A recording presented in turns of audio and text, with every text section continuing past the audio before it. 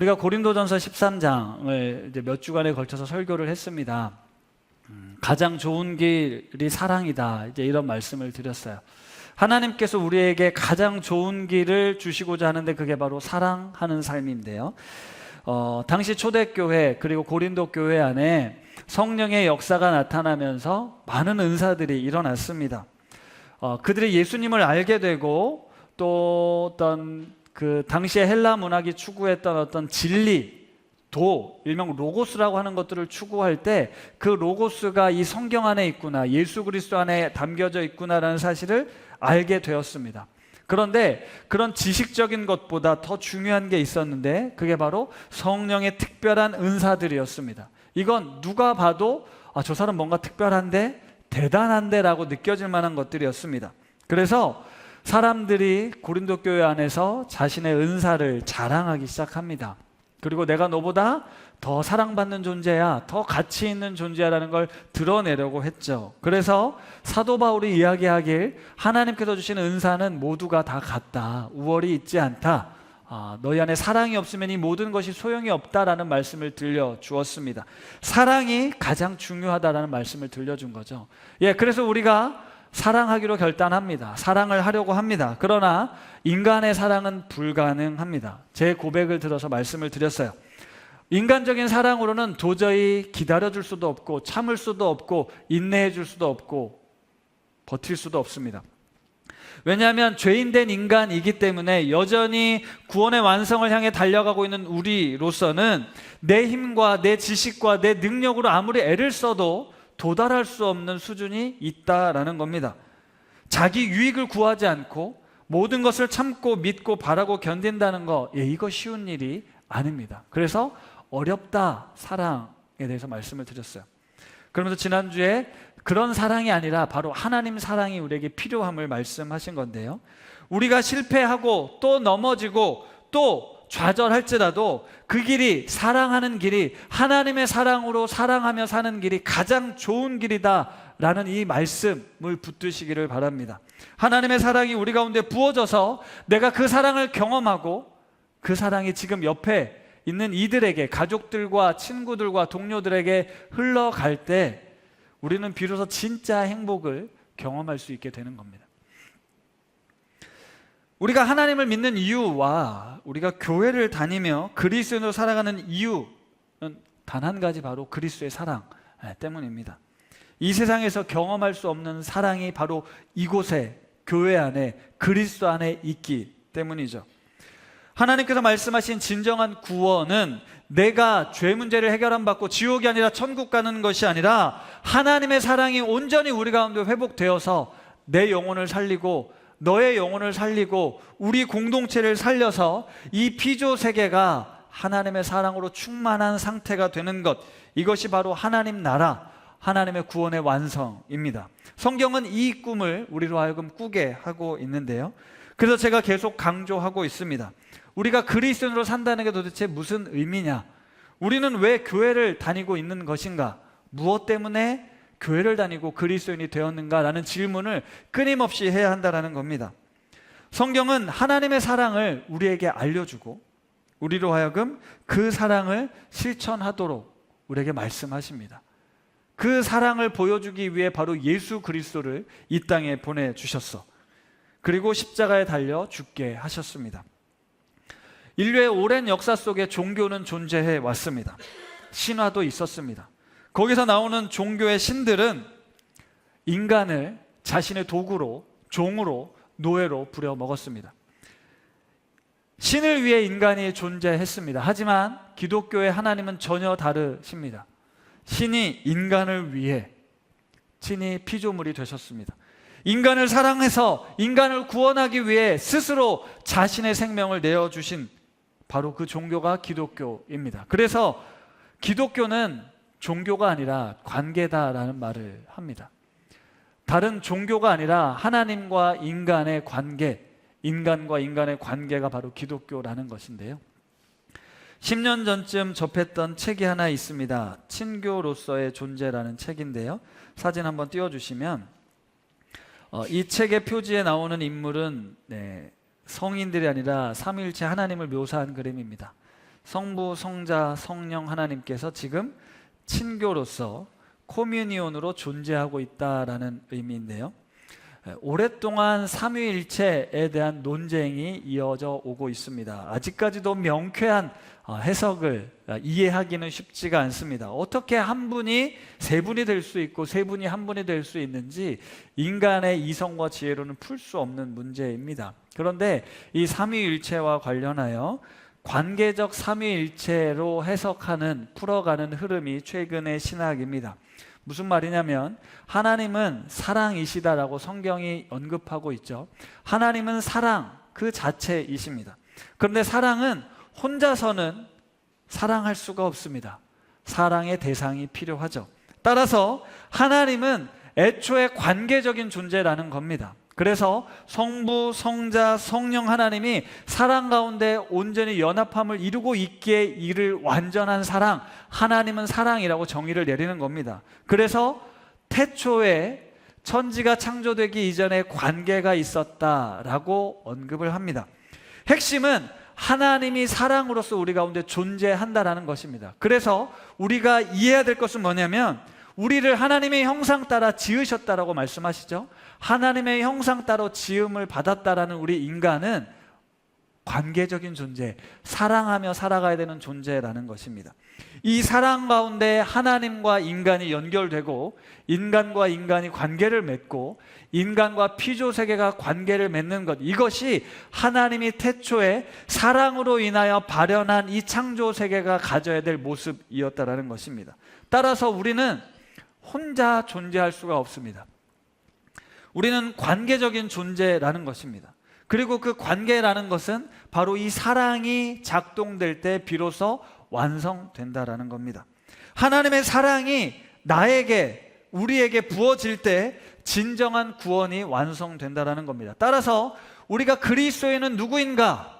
우리는 왜 교회를 다니는가? 교회는 어떻게 존재해야 하는가라는 이 질문에 바로 이 사랑이 답이라는 겁니다.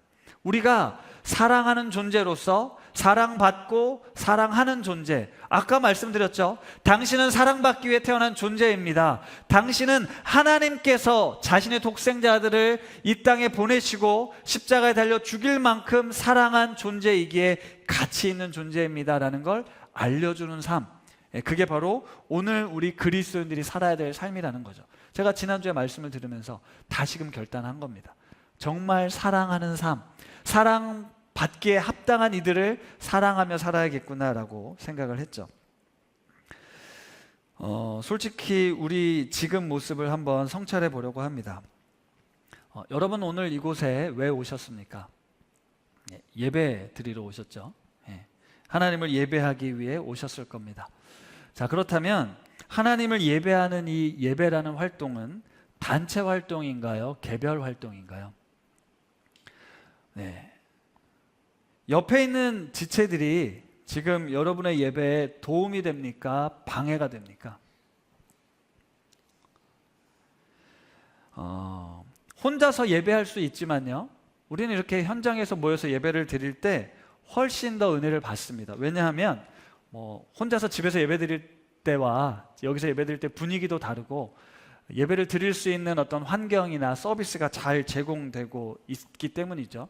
자, 우리의 목적은 하나님을 예배하기 위해서 모여 있는데 내가 예배라는 활동을 잘 하기 위해서 이 조직이 필요한 것입니다 라고 생각할 수 있다는 거예요. 그런데 예배라는 활동을 하는 데 있어서 누군가 불편함이 될 수 있죠. 문제를 일으킬 수도 있습니다. 그러면 우리는 화가 납니다. 내가 하나님 앞에 예배를 드려야 되는데 감히 내 예배를 방해한단 말이야? 라고 생각한다라는 거죠. 그러니까 다시 돌려 말하면 내가 하나님 앞에 예배를 드리기 위해 여기 예배를 위한 수많은 서비스들이 제공되고 있는 겁니다. 나의 예배를 위해 다른 이들이 지금 봉사하고 헌신하고 있다.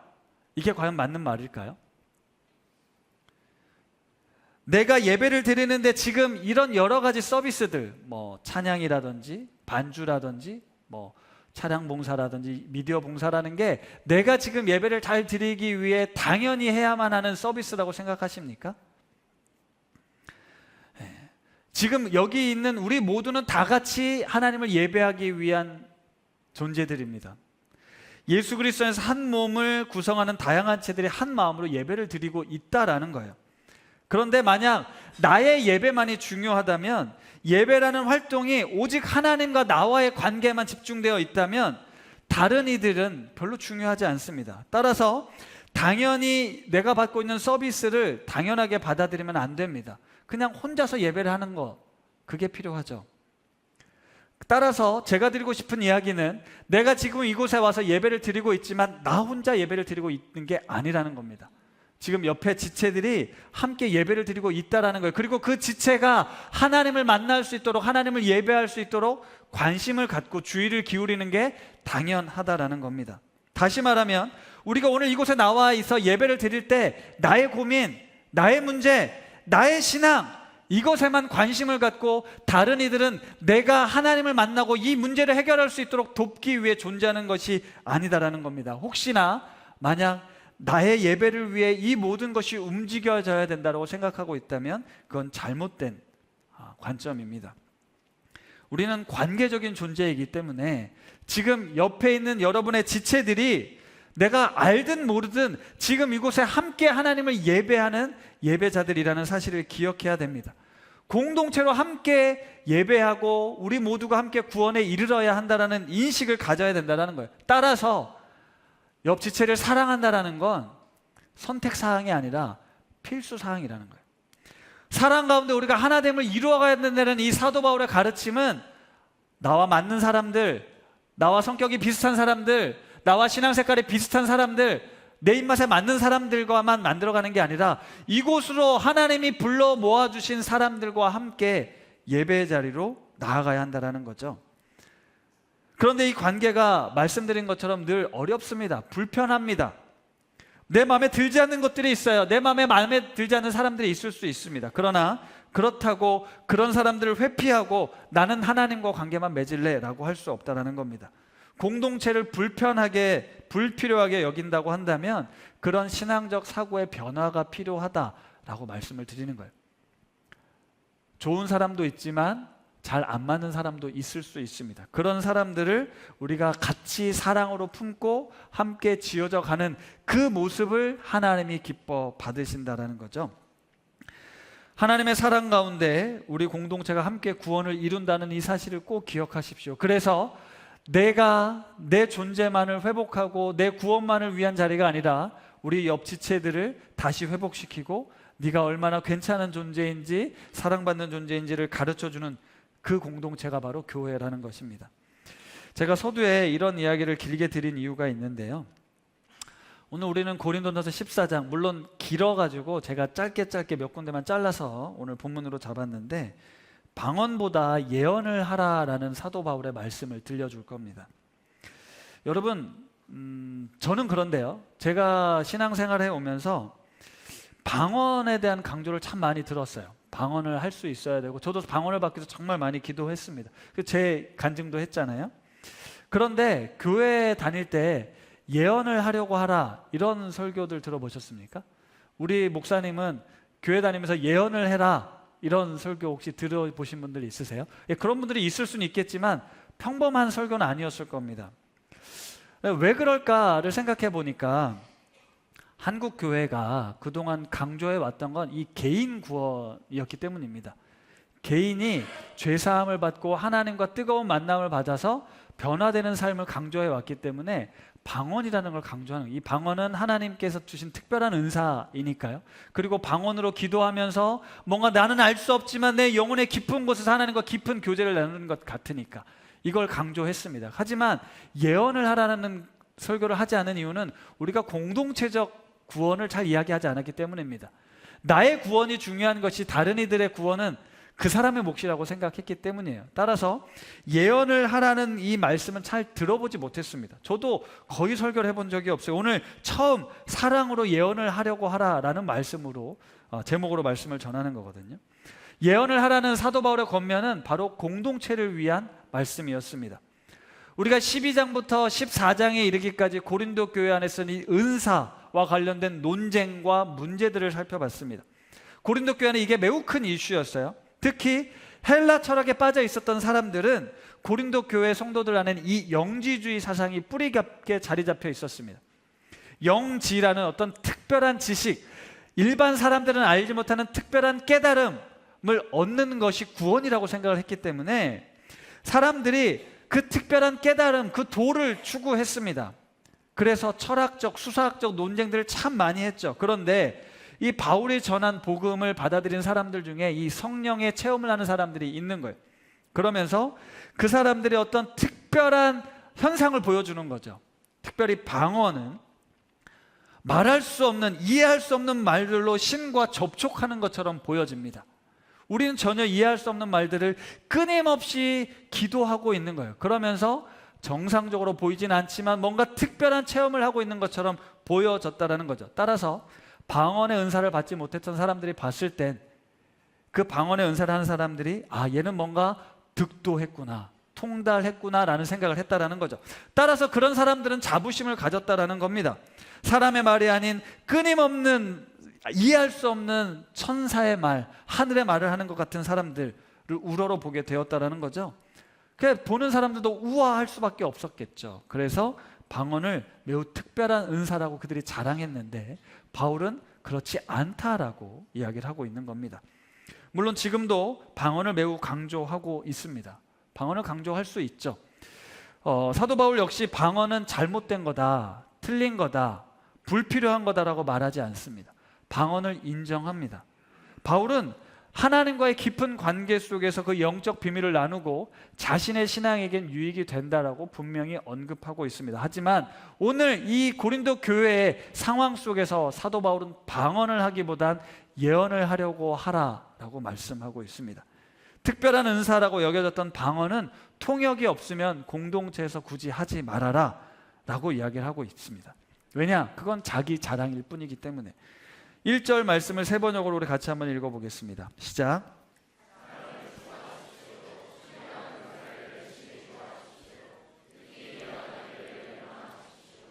예. 바울이 은사를 계속 설명하면서 성령의 여러 가지 은사들이 우리에게 주어져 있는데 그 은사의 사랑을 더 추구해야 된다고 이야기를 합니다. 사랑이 없으면 소용이 없으니까요. 그러니까 신령한 은사를 열심히 구하라고 이야기를 합니다. 하지만 사랑을 추구하며 신령한 은사를 구해라라고 이야기를 하고 있어요. 우선순위를 잘 보십시오. 사랑을 추구하며 은사를 열심히 구하라고 이야기를 하고 있습니다. 그러면서 특별히 예언하기를 열망해라라고 이야기를 하고 있습니다. 예언하기를 열망하라고 말하고 있다는 거예요. 바울은 방언을 못한 사람이 아니었어요. 방언을 잘한 사람이었던 것 같습니다. 18절에 보니까 내가 너희 모든 사람보다 방언을 더 말함으로 하나님께 감사한다라고 이야기를 하는 겁니다. 내가 방언을 잘하고 있는 사람이지만 지금 방언보단 예언을 하라고 말하고 있다는 거예요. 자기는 방언을 잘한다라는 겁니다. 만약 바울이 고린도라는 도시에 와서 내가 신령한 비밀을 깨달았다, 헬라 사람들이 다 그랬으니까요. 그러면서 이 사람들 앞에 회중에서 방언으로 알아들을 수 없는 말을 하면 어떻게 될까요? 사람들은 우와, 저 사람 뭔가 있는 것 같아, 대단한 것 같아 라고 느낄 수는 있지만 여러분들은 아무런 유익이 없습니다. 알아듣는 말이 하나도 없으니까요. 바울의 신비한 능력을 자랑할 수 있었지만 바울은 그렇게 하지 않았다라는 겁니다.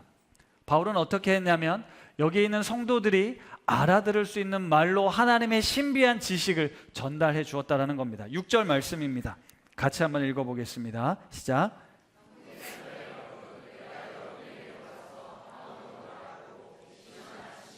예언이나 가르침을 전하는 방식으로 말하지 않는다면 여러분에게 무슨 유익이 되겠습니까?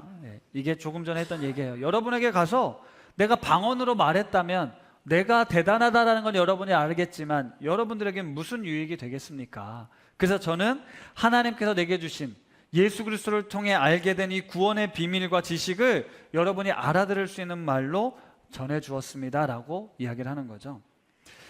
그러면서 바울이 이렇게 얘기를 한 겁니다. 여러분도 무엇보다 예언을 하라라고 말이죠. 자, 예언을 하라는 여러분의 권면 어떻게 생각하십니까? 좀 부담스럽지 않습니까? 내가 예언을 한다고? 도대체 예언을 하려면 얼마나 기도를 하고 말씀을 봐야 되는 거야? 라고 생각할 수 있는데요. 자, 예언에 대해서 먼저 한번 짚고 넘어가겠습니다. 띄워주시고요. 우리가 흔히 알고 있는 예언은 미리 예자에 말씀 원자를 쓴 미래의 것을 예측하여 말하는 것을 우리는 예언이라고 인식하고 있습니다. 하지만 성경에서 말하는 예언은 맡길 예자와 말씀 원자를 써서 하나님께서 맡기신 것을 말씀하는 걸 예언이라고 합니다.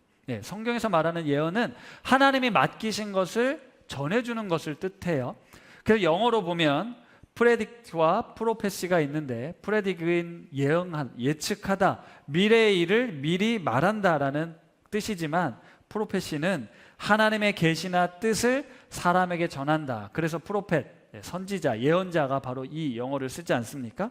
그러니까 예언자들은, 성경의 예언자들은 미래의 일을 말하는 사람이 아니었다라는 겁니다. 지금 이 시대에, 여기 현실에 살고 있는 사람들에게 하나님의 뜻을, 하나님의 마음을, 하나님의 말씀을 전해주는, 하나님이 나에게 맡기신 이 말씀을 여러분들에게 전하는 사람, 이것을 예언자라고 불렀다라는 겁니다. 물론 미래의 일을 예언한 경우도 있지만 대부분의 경우는 지금 우리에게 필요한 말씀, 지금 우리에게 들려줘야 될 하나님의 말씀을 이 예언자를 통해, 예언이라는 수단을 통해 전해 주었다라는 것이죠. 따라서 예언자들은 미래의 일을 말하는 사람이 아니라 하나님께서 그 시대의 사람들에게 하셔야 할 말씀을 전해주는 사람들이라는 겁니다. 오늘날 우리 설교자와 같은 역할이겠죠. 그러나 설교자뿐만이 아닙니다. 당시에는 하나님의 말씀이 그 선지자들과 예언자들, 제사장들에게만 주어졌습니다. 중세시대까지만 해도 그랬습니다. 성직자들에게만 이 계시의 말씀이 읽을 수 있고 접할 수 있었기 때문에. 지금은 아닙니다. 모든 사람이 만인 제사장으로서 우리는 얼마든지 우리에게 계시된 하나님의 말씀을 읽고 배울 수 있습니다. 공부할 수 있어요. 따라서 하나님의 말씀을 전해주는 이 예언자의 사명을 우리 모두가 다 감당할 수 있다는 거예요. 따라서 오늘 우리에게 이 사도 바울은 그때뿐만 아니라 오늘 우리에게도 말씀하는 거예요. 여러분, 예언이라는 말이 부담스럽지만 하나님의 말씀을 지금 여러분의 가족들, 여러분의 이웃들, 여러분의 친구들에게 들려주십시오. 이런 의미라는 겁니다. 그런데 우리는 여전히 예언하면 미래의 일을 생각합니다. 그리고 미래의 일을 알고 싶죠. 누군가 나의 미래를, 우리 자식의 미래를 좀 알려주면 좋겠다 싶습니다. 왜 그럽니까? 불안하거든요. 염려가 있기 때문에 그렇습니다. 그래서 점집을 찾아가거나 무당을 찾아갑니다. 미래의 일을 좀 알려주니까, 그러면 좀 마음이 편해질 것 같으니까. 그런데 하나님께서는 이미 기록된 말씀을 통해 하나님의 뜻을 이미 우리에게 전해 주셨어요. 여러분이 만약 교회에 목사님에게 미래의 일을 알고 싶어서 찾아온다면 그것은 또 다른 무당을 찾아오는 거나 다를 바가 없겠죠. 하나님께서 말씀을 통해, 성경을 통해 창조부터 인류의 마지막 구원의 때까지 이미 기록하셨습니다. 하나님은 지금 이 구원의 역사를 이루어가고 있습니다. 비록 우리가 살아가는 오늘날의 현실은 과연 하나님이 살아계신가, 하나님의 약속은 이루어질 것인가 의심이 되고, 여전히 내 삶은 어렵고 두렵고 불안과 염려로 가득하지만, 여러분, 변함없는 진리는 하나님이 우리를 사랑하신다는 사실과 하나님이 우리를 구원에 이르기까지 결코 포기하지 않는다는 사실입니다. 그 믿음으로 오늘 우리가 살고 있는 거예요. 따라서 우리가 예언을 하라라는 말씀은 지금 절망 가운데 쓰러져 있는 이들, 아픔 가운데 고통하는 이들에게 하나님이 당신을 사랑하십니다. 당신을 구원할 것입니다. 다시 일으켜 주실 것입니다. 이런 메시지를 전하라는 말씀이죠. 이게 바로 예언자의 삶이라는 겁니다. 예언을 하라라는 말씀은 그런 뜻이라는 거예요. 혹시나 우리가 미래를 뭔가 열심히 기도하고 당신의 자녀가, 당신의 앞날이 이렇게 될 것입니다 라고 얘기한다는 건 매우 위험한 일이라는 겁니다. 그렇다면 오늘 우리에게 예언을 하라고 하셨던 이 말씀의 의미를 우리가 한번 생각해 봐야겠죠. 미래의 일을 예측하는 예언이면 분명 부담스럽고 나는 못하겠습니다 라고 하겠지만, 바울은 누구나 예언의 은사를 사모하라 이야기하고 하나님의 말씀을 다른 이들에게 전해주는 것이라고 이해를 하면 우리는 얼마든지 예언을 하는 것에 사모함을 가질 수 있습니다. 그리고 어떤 내용을 예언해야 하냐라는 것은 24절과 25절에 나와 있습니다. 같이 한번 천천히 읽어보겠습니다. 시작.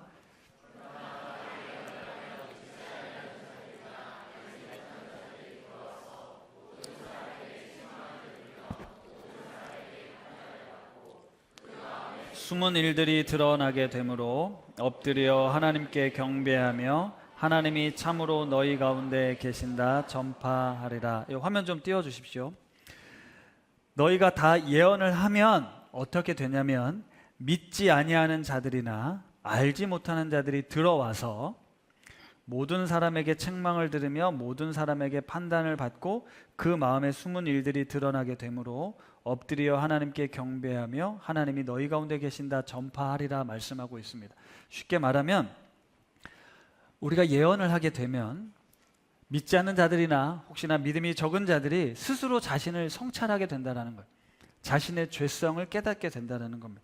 우리 마음에 숨은 일들이 드러나게 되죠. 그러면서 하나님 앞에 엎드려지게 된다는 겁니다. 하나님께 돌아오게 된다는 거예요. 하나님께 관심을 갖게 된다는 거예요. 하나님께 귀 기울이게 된다는 겁니다. 우리가 예언을 함으로써 믿지 않는 사람들이, 하나님을 잘 모르는 사람들이 하나님에 대해 관심을 갖고 나의 그 깊은 본성을 깨닫게 된다는 겁니다. 우리의 죄악을 알게 되고 우리의 죄를 구원해 주신 예수 그리스도를 사모하게 되고 그분을 사랑하게 되고 그분을 따르게 된다는 거죠. 예언을 함으로써 말입니다. 이게 우리가 지금 사모해야 될, 추구해야 될 삶 아니겠습니까? 요즘 우리가 예레미야 하나씩 말씀을 묵상하고 있잖아요. 2달 가까이 되어 있는데 예레미야가 무슨 예언을 합니까? 사람들이 듣고 싶지 않은, 어쩌면 욕먹을 각오를 하고 죽을 각오를 하고 하나님의 심판의 메시지를 전하죠. 돌이켜라, 하나님이 너희를 사랑하신다, 이렇게 살다가 멸망한다, 이런 메시지를 전하지 않습니까? 누군가가 들었을 때 불편한 말일 수 있다는 거예요.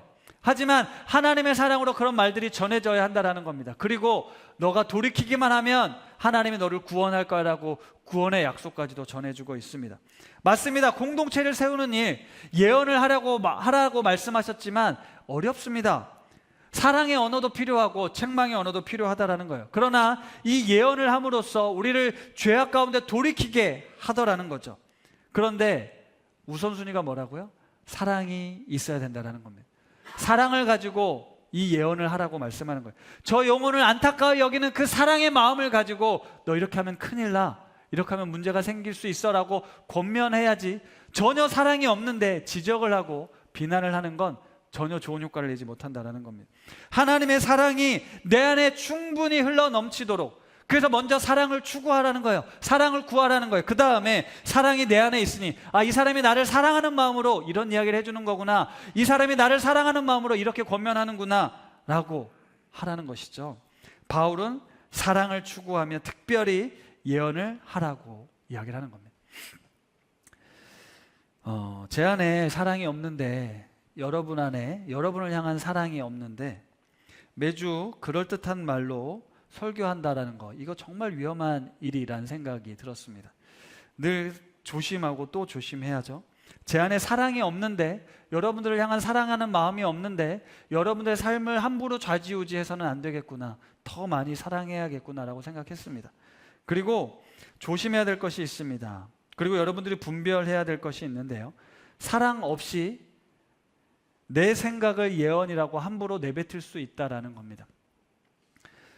이런 경험들을, 이런 상처들을 받으신 분들이 있습니다. 저 목사님이 나와 사이가 틀어지고 나면 나에게 직접 만나서 얘기하지 않고 설교를 통해서 누가 봐도 내 얘기인 줄 알겠는데 일명 돌려까기 설교를 합니다. 심한 경우에는 저주의 설교를 하기도 합니다. 하나님의 말씀이라는 무기를 자신을 대적하는 적에게 마음껏 휘두르는 겁니다. 예언을 하라는 게 이렇게 위험할 수 있습니다. 이런 문제들과 잘못들을 우리 목회자들이 참 많이 저질렀습니다. 마치 나만 신령한 은사를 가진 것처럼, 하나님의 대언자인 것처럼 스스로 영적 권위에 도취되어 성도들을 세뇌시키고 심각하게 그루밍하기도 하고, 불안과 두려움으로 성도들을 구속해서 자신의 권위에 도전하지 못하도록 만들기도 합니다. 결국 사랑이 없는 예언의 위험성은 복종하게 만들고 저항하지 못하게 만든다는 것입니다. 고린도서 13장에 하나님의 사랑이 어떤 사랑인지 우리는 잘 배웠습니다. 그런 사랑으로 예언을 하라라는 것입니다. 모든 것을 참고 믿고 바라고 견디는 사랑, 참고 기다려주는 사랑, 시기하지 않고 자랑하지 않는 그 사랑의 바탕 위에 이 예언을 하라고 이야기를 하고 있는 것이죠. 따라서 우리는 그런 사랑의 바탕 위에 이런 예언들이, 이런 말씀들이 선포되고 있는가를 늘 살펴야 된다는 겁니다. 또 생각해 볼 건, 목회자들이, 성도들이 가끔은 알아듣지 못하는 어려운 말들을 쓰곤 합니다. 본인만 알고 있는 어떤 신학적 지식 언어를 쓴다라는 거죠. 아무리 설명해도 이해하지 못하는 말들을 자기 어떤 신학적 지식을 자랑하고, 또 맞는지 틀린지도 모르는 히브리어와 헬라어를 써가면서 성도들을 기를 죽이는 것, 이것도 조심해야 됩니다. 특별히 믿음이 없는 자들, 교회를 다녀보지 못한 사람들에게 들리지 않는 설교를 조심해야 되죠. 바울은 고린도에 있는 이방인들, 사실 기독교 기반이 없는 사람들이 알아들을 수 있는 말로, 이해할 수 있는 말로 설교를 했고 복음을 전했다라는 겁니다. 그래서 그들이 회심한 거 아닙니까? 저희 목회자들이 함께 설교를 준비한다고 말씀드렸습니다. 키즈누리와 틴즈누리 그리고 장년누리 설교 본문을 같이 해서 같이 연구를 합니다. 장년 설교, 어른들을 대상으로 하는 설교는 조금 쉽습니다. 왜냐하면 지식 수준이 어느 정도 올라와 있으니까요. 그런데 초등학생들, 때로는 청소년들에게 복음을, 말씀을 전한다는 게 어려울 때가 있어요. 어려운 본문들이 있잖아요. 아이들은 무슨 말인지도 모르는 단어들이 막 나오지 않습니까? 초등학생들과 이 청소년들에게 그들의 눈높이에 말씀을 어떻게 전할 것인가를 같이 연구할 수 있어서 이게 참 유익하다라는 거예요. 제가 키즈누리 수련회 때 배종원 목사님이 그 정신없는 데서 끝까지 복음을 선포하는 걸 보고 제가 놀랬다고 말씀드렸잖아요. 제가 지난주에 예배 인도를 안 해서 꼬마누리 예배를 한번 처음 가봤거든요. 김영호 목사님도 진짜 대단하시더라고요. 말도 못하는 애들을 데려놓고 하나의 말씀을 전하고 있는데, 그런데 만약 내가 목회자예요. 내가 신학적 지식이 있습니다. 아이들은 아직 모릅니다. 그런데 아이들과 상관없이 나는 목회자야, 나는 이런 지식이 있어 라고 전혀 신학적 지식을 자랑하듯 설교하면서 니들이 듣든 말든 나는 선포했다, 이러면 되겠습니까? 그게 어떤 의미가 있겠냐라는 거예요. 설교라는 건, 예언을 한다라는 건 상대방이 알아들을 수 있는 말로 하나님의 뜻을 전해 주어야 한다는 거죠. 그런 점에서 우리 목회자들의 설교 모임도 한계가 분명히 있다고 저는 생각합니다. 왜냐하면 우리 목회자들은요, 다 모태신앙이에요. 교회를 떠나본 사람들이 없어요. 사회를 경험해보지 못했습니다. 그러니까 우리의 세계관은 늘 교회 중심의 세계관이거든요. 세상의 그것들을 모르는, 그러면서 말씀을 해석하다 보니 때로는 뜬구름 잡는 이야기인 것 같은 거죠. 조금 더 성도님들의 입장과 고민, 그리고 그 속에서 어떻게 하나님의 말씀을 전해야 할지는 늘 아쉬움과 한계가 있습니다. 좀 미흡한 부분이 있는데 그런 부분들도 어떻게든 극복해 보려고 애는 쓰고 있습니다. 자, 이건 목회자들의 이야기였는데요. 예언을 하라라는 이 말씀은 목회자들에게만 주신 말씀이 아니라고 말씀드렸습니다. 여러분들은 어떠신가요? 여러분들은 방언과 예언, 나에게 방언과 예언 같은 것이 무엇인지 한번 생각해 보시겠습니까? 방언이란 하나님과 나와의 깊은 관계, 나의 신앙적 그런 깊은 관계입니다. 근데 그 방언을 사람들 앞에 하는 건 나를 자랑하는 행위라고 말씀드렸어요.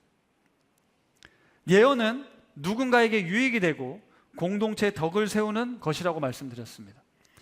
그러니까 우리가 신앙생활을 하면서 내가 예수를 믿고 이런 지식이 생겼어, 이런 은사를 받았어, 난 이런 재능이 있어를 자랑하는 것 말고 여기에 함께하는 이들을 살리는 말, 살리는 행동, 그게 뭐가 있을지를 한번 생각해 보시라는 말씀입니다.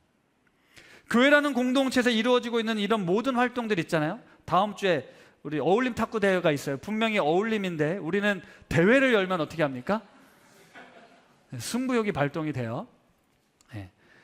키즈가 아니구나. 틴즈와 청년들이 올 겁니다. 잘하는 사람도 있고 못하는 사람도 있을 수 있어요. 우리가 탁구라는 걸 통해 함께 어울리려고 하는데 승부욕이 발동되면 우리 팀이 지기만 하면 화가 납니다. 내 짝꿍이 탁구를 못 치면 분노할 수도 있죠. 우리가 신앙생활도 마찬가지입니다. 경쟁하듯 남들보다 잘나고 뛰어나고 그걸 자랑하고 그걸 드러냄으로써 나의 가치를 보여주려고 하는데, 사도 바울은 무엇을 이야기를 하냐면 공동체 덕을 세우는 그 예언을 하라고 말씀하고 있다는 거예요. 공동체, 교회라는 공동체, 지고 이기는 것에 서로 탓을 하고 비난하고 원망하는 자리가 아니라 상대방을 살려주고 길을 세워주고 괜찮다. 너에게 이런 아픔이 있어도 다시 일어설 수 있다. 세상 사람들이 너를 그렇게 손가락질했지만 하나님은 그런 너를 사랑하신다 라고 말해주는 곳. 그래서 다시 위로를 얻고 힘을 얻고 회복되는 곳이 바로 교회 공동체라는 겁니다. 그리스도인들의 삶이 그러해야 한다는 거죠. 말씀을 마무리하겠습니다. 사랑하는 성도 여러분, 제가 오늘 19절 말씀처럼 여러 가지 많은 말들을 했지만 사랑으로 5마디 말과 같은 예언을 해보려고 합니다. 여러분, 교회에서 그럴듯한 괜찮은 성도가 되려고 애쓰지 마시고 가정과 직장에서 세상 속에서 하나님을 믿는 예수의 사람으로 살아가기를 힘쓰십시오. 우리는 언제 어디서나 그리스도인입니다. 여러분, 여러분의 신앙을 경쟁하지 마십시오. 그리고 남들보다 잘났다고 자랑하지 마시고 자랑하는 사람들을 시기하거나 질투하지 마십시오. 그것은 사단에게 틈을 주는 행동입니다. 거짓과 속임수의 영에 넘어져서 결국 분열, 사랑하지 못하게 만듭니다. 세상에서의 지위와 세상에서의 성과를 교회에 가지고 와서 판단하지 마십시오. 그 누구도 쉽게 판단하고 정죄하지 마십시오. 예수님의 마음으로 환대하십시오. 우리 안에 정죄와 비난의 말보단 감싸주고 이해하며 용납해 주시기 바랍니다. 이렇게 우리 공동체가, 우리 성도님들이 서로에게 예언하기를 힘썼으면 좋겠습니다. 1만 마디 방언을 말함으로써 나의 신앙을 자랑하기보다 깨달은 마음으로 5마디 말을 해줄 수 있는 우리 우신 성도들이 되면 좋겠습니다. 처음에 인사드렸던 것처럼 당신은 가치 있는 존재입니다. 이런 말이 예언입니다. 당신은 사랑받기 위해 태어난 사람입니다. 이런 말이 예언입니다. 하나님의 형상 따라 지음받은 우리들이 관계적 존재로 함께 살아가고 있다는 기본 사실을 바탕으로 하여 사랑으로 덕을 세우는 믿음의 삶 살아가시기를 축복합니다. 그리고 그 공동체 안에서 나의 영혼이 회복되고 우리의 삶이 회복되는 은혜를 누리시기를 바랍니다.